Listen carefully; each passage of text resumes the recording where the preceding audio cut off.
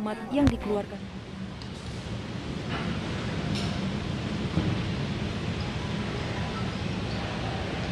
Bismillahirrahmanirrahim. Assalamualaikum warahmatullahi wabarakatuh. Selamat sore, salam sejahtera bagi kita semuanya.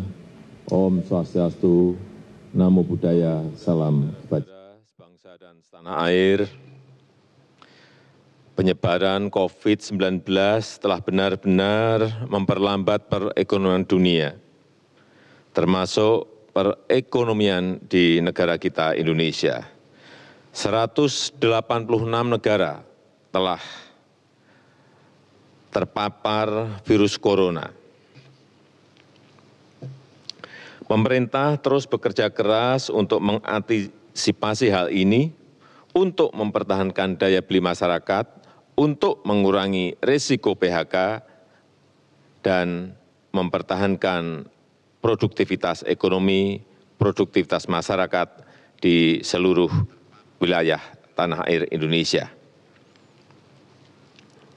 Pada kesempatan ini, saya hanya akan berfokus pada kebijakan bantuan-bantuan yang disediakan oleh pemerintah, langsung kepada masyarakat untuk mempertahankan daya beli masyarakat. Pertama, saya telah perintahkan kepada semua menteri, gubernur, bupati, dan wali kota agar memangkas rencana belanja yang tidak prioritas di APBN maupun di APBD. Anggaran perjalanan dinas, pertemuan-pertemuan yang tidak perlu, dan belanja-belanja lain yang tidak langsung dirasakan oleh masyarakat harus dipangkas. Kedua, kementerian dan lembaga di pusat, serta juga pemerintah daerah, provinsi, kabupaten, dan kota harus melakukan refocusing kegiatan dan melakukan realokasi anggaran untuk mempercepat penanganan COVID-19, baik yang terkait dengan isu-isu kesehatan maupun yang terkait dengan isu-isu ekonomi. Landasan hukumnya sudah jelas. Hari Jumat yang lalu, tanggal 20 Maret 2020, telah saya tanda tangani Inpres nomor 4 tahun 2020. Selain memerintahkan refocusing kegiatan dan relokasi anggaran, Inpres ini juga memerintahkan untuk percepatan pelaksanaan pengadaan barang dan jasa untuk mendukung percepatan penanganan COVID-19. Sekali lagi, bukan hanya untuk penanganan kesehatan masyarakat, tetapi juga untuk penanganan dampak ekonomi masyarakat. Yang ketiga, saya minta kepada kementerian dan lembaga dan juga pemerintah daerah, provinsi, kabupaten, dan kota, agar selain menangani isu kesehatan masyarakat, kita juga harus menjamin ketersediaan bahan pokok dan mempertahankan daya beli masyarakat, utamanya masyarakat lapisan bawah. Kita harus membantu para buruh, membantu para pekerja harian, membantu para petani, membantu para nelayan, membantu para pelaku usaha mikro dan kecil agar daya belinya tetap terjaga, agar terus beraktivitas dan berproduksi. Keempat, saya telah perintahkan agar program padat karya tunai, sekali lagi program padat karya tunai harus diperbanyak, harus dilipat gandakan dengan tetap mengikuti protokol kesehatan untuk pencegahan dan penularan COVID-19, yaitu dalam bekerja harus menjaga jarak yang aman. Program padat karya tunai di beberapa kementerian seperti Kementerian PUPR, Kementerian Perhubungan, Kementerian Pertanian, Kementerian KKP harus segera dieksekusi. Dana desa dan program-program pemerintah daerah, provinsi, kabupaten, dan kota juga harus mengutamakan cara-cara padat karya. Ini akan membantu masyarakat, membantu para petani, para buruh tani, para nelayan di pedesaan di seluruh tanah air. Sekali lagi, dengan tetap mengikuti protokol kesehatan, yaitu dalam bekerja harus menjaga jarak yang aman.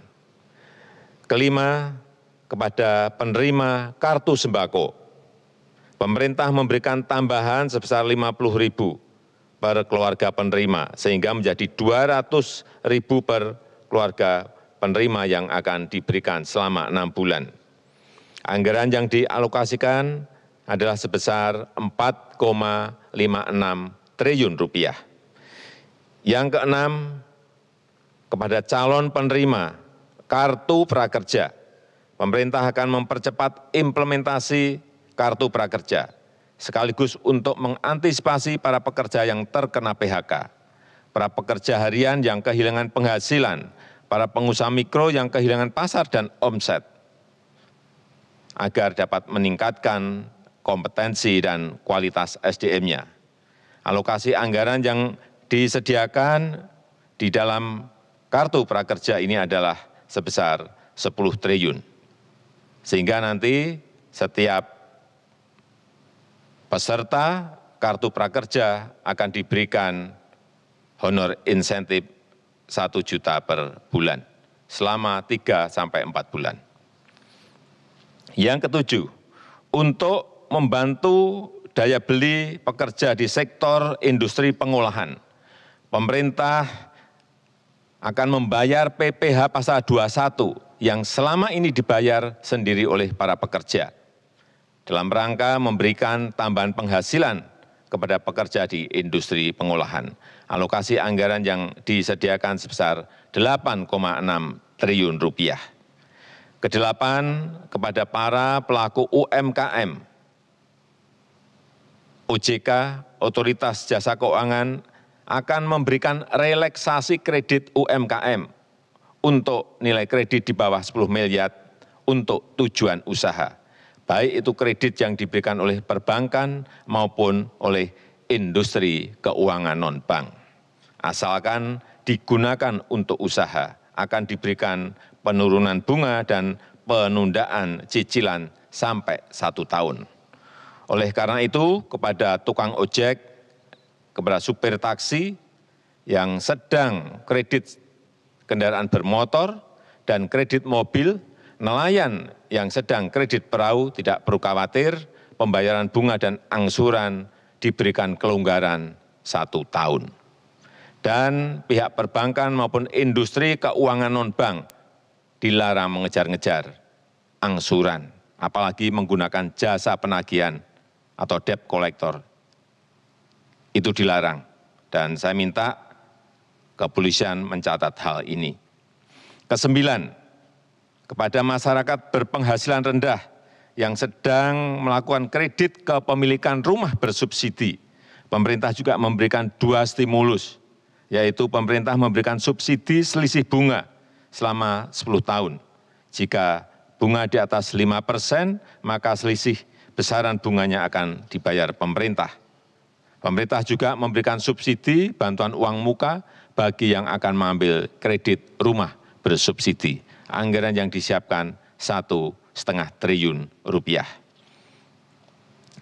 Saya mengajak seluruh jajaran pemerintah, baik di pusat maupun di daerah, sampai ke level kelurahan dan desa, untuk selalu tanggap terhadap situasi kesehatan dan kondisi ekonomi masyarakat.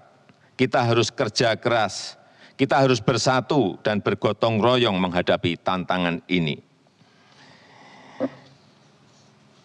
Terakhir, saya juga mengapresiasi gerakan masyarakat yang telah turut mensosialisasikan, memasyarakatkan physical distancing atau jaga jarak aman, yang terus mengingatkan kita semuanya untuk berdisiplin. Karena hanya dengan kedisiplinan yang kuat, kita dapat mencegah penyebaran COVID-19. Percayalah, kita bangsa besar, kita bangsa petarung, bangsa berjuang.